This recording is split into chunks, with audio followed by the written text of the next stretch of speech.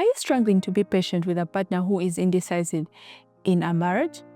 In this video, I will be sharing the different steps that you can take that will help the two of you find common ground and foster agreement. But before we dive into this, my name is Sarah. I am married and very passionate about nurturing marriages and building stronger relationships. Well, if you happen to get value in this video, please like, subscribe, and share with somebody who will find it of great value as well. In every marriage, there is that season when you are reviewing or doing a self-reflection. What did we do right? What did not go well? What can we do better? How can we achieve this? How come we actually failed on this last year? And it's most likely to find that there's one person in the marriage who is bothered about certain things, certain big rocks that have to move in the marriage. And you find yourself struggling. You have a battle inside you. You want to do this. You want to build. You want to invest in this. You want to go ahead and make this big career move. But it kind of seems like your partner is not in agreement with you, is not aligned with you. Your partner seems to see things from a different point of view, or they feel like everything is Hakuna Matata. And yet, according to you, it feels like you are like everything is falling apart, or you have failed. And every time you try to put things on the table, have a roundtable discussion, try to share your vision, it feels like you are hitting a wall, and this is extremely frustrating. Here are a few things that you can do to help you and your partner find common ground. The first thing is help them understand. Clearly explain what the challenge is. You know, for every solution, for every vision, there is a discomfort, there is a gap, there is a challenge. And when you have conversations with people who have birthed companies, birthed different ideas, businesses, they will tell you that it is when I went through this challenge that I was able to see an opportunity, and that's how this business came into place. Now, you know it, you feel it, you see it, actually, it bothers you. You don't even have enough rest because of this challenge. But remember, your partner has no clue that when you come on the table and you are trying to put your idea, your brilliant idea across, and you have not clearly broken it down, what is he going to say? What is she going to say? Let's do it next year. We don't have money for that. It will not work. Let's do this instead. And that is frustrating. So what you do is clearly explain. You know, in organizations, we have like a plan. You write out a presentation. You prepare a presentation and stand before the board and cast vision. This is step 1, step 2, step 3. And at the end of the day, the directors go away convinced, and they are able to invest in the business, in the idea that you have. That's the same thing that you're supposed to do with your spouse. After all, you value them, and it is your marriage. You are all moving in the same direction, and you're supposed to help him or her understand that this is for the two of us. It's for the good of all of us and the generations to come.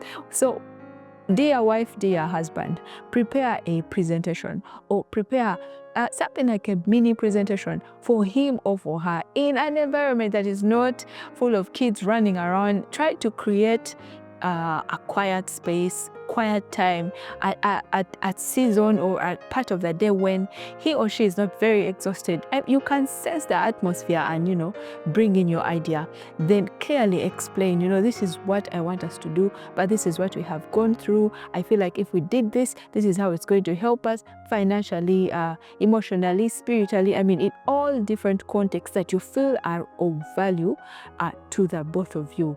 And let's see how it goes, because at the end of the day, if your partner has a very good understanding of what you're trying to say, then it's very easy for them to come into agreement. The second thing that you can do is go out and spy the land together. Together is very key. Remember, you are looking at moving big rocks. Some of these big rocks can be buying land, a specific investment, a career move. So you need your partner to see as you see. You know, if we are all standing before a lake, in front of a lake or by the lakeside, he is seeing the water, I'm also seeing the water. But sometimes when you're in the house and you haven't actually gone to the marketplace, you have not gone to that piece of land, you have not gone to places where the things that you want to do have been successful, your partner will be seeing a forest and you are seeing a river.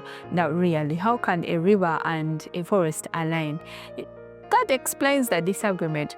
But if you go out there and spy the land, let's say you are thinking of buying land in a place in Kampala or in any part of the world, walk to that place, plan a trip to that place together so that you see the possibilities. You never know, his eyes or her eyes may be opened up to a possibility of a home. So as you're there, you should be able to cast vision, not trying to whisper sweet nothings. No, gather your facts right. You know, when you go out and spy the land, you should know the key things that you should focus on. Let me give an example of a piece of land. Are you talking about how strategically located it is? Are you talking about the current land value? Are you talking about the investments that are coming up in that place?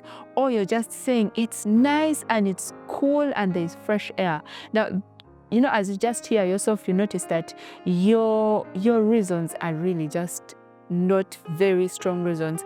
And you're most likely to have your partner say, you know what, I think we can push this to next year. And yet, according to you, it's very critical that you make that investment. Thirdly, you can also look at the influences around you. I'm sure at this point in your marriage, you know the people that influence your husband or the people that influence your wife.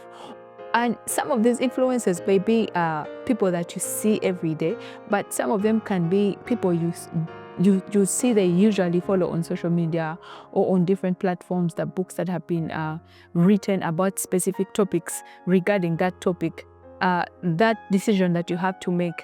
The reason as to why we always say no is because we have a knowledge gap. There is something that you have understood that your partner hasn't understood. Maybe your partner doesn't have a good grip on investments, but they have a friend who has a very good understanding on what investment. Why not plan a conversation with them and they walk you through that investments content so that your partner becomes more knowledgeable, so that next time you're having that conversation about a specific investment, the answer is not directly no, but let me think about it, and they actually think about it from a point of I know, not a point of I'm ignorant, I don't want to know, and those are just your things. And yet for you, this is for the two of us. You can also share information from different influencers, people who are of positive influence to your spouse, that probably have written about that, have recorded a video about that, have succeeded in certain areas. You share, because at this point you know who your partner is able to listen to and who they're not able to listen to. There are people who are influencing our marriages directly and those influencing indirectly. And if you're able to identify those, you can have those conversations with them or feed into that knowledge they have packaged in books, in videos, in newspapers, in magazines, in articles that will help empower the both of you to make a decision and actually find common ground. So as we get into the last bits of this video, it's important for you to be patient. Some of these things take time.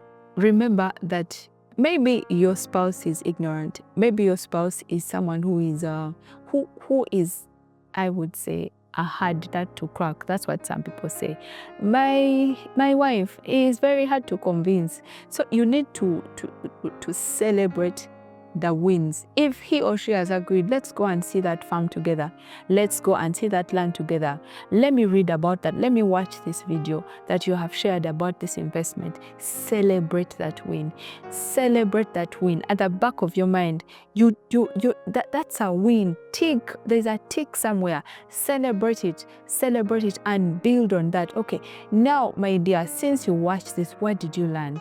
You know, and have strategic questions that will begin to tickle certain thoughts in the mind of your spouse so that you find common ground. The next thing that you can do is just create an environment where it's okay for you to be in disagreement. understand that we are different. But even in our differences, I don't need to throw a tantrum. You could be a wife out there who has not spoken to your husband for the last 24 hours just because he said no to something. It's not necessary. Practice what we call self-control. Relax. Practice self-control. You don't need to throw a tantrum. You don't need to keep quiet. You don't need to have suddenly a gap in the bed because he said no or she said no. Try to practice some bit of self-control, because at the end of the day, it's a marriage, and what we all want is for you to win. And lastly, be open-minded. Be open-minded. It's something that will help you win all the time in your marriage, because we are different. Be open to a possibility of a no. So if he says no, or if she says no, is that the end of your marriage? Are you going to pack up your bags and go? Or you're going to think of the next idea? Or you're going to think about the next time an opportunity comes up and you still pitch the idea? I mean, be open-minded. And it's always important to pray about everything before you get into it, because God will always help you align the two of you together. Well, that's what I had for you today. If you find this video of great value, don't forget to like, subscribe, and share with others. See you in the next video.